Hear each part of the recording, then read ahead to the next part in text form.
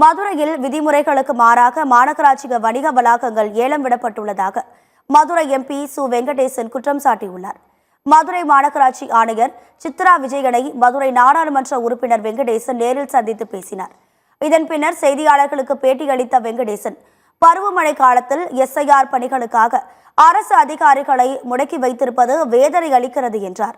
மதுரையில் விதிமுறைகளுக்கு மாறாக மாநகராட்சி வணிக வளாகங்கள் ஏலம் விடப்பட்டுள்ளதாக குற்றம் சாட்டினார். பாரம்பரிய தொல்பொருட்களை விற்பனை செய்கிற மையம், விற்பனை செய்ய வேண்டிய மையம், இது ரெண்டும் தான் ஹெரிட்டேஜ். நம்முடைய ஸ்மார்ட் சிட்டி திட்டத்தில் இது இன்ஃபர்மேஷன் சென்டர், இது ஹெரிட்டேஜ் பிளாசா என்று உருவாக்கப்பட்டது. இது ரெண்டும் இன்றைக்கு வணிக கடைகளுக்கு வாடகைக்கு விடுவதாக அறிவிக்கப்பட்டிருப்பது பெரும் அதிர்ச்சியை உருவாக்கி இருக்கிறது.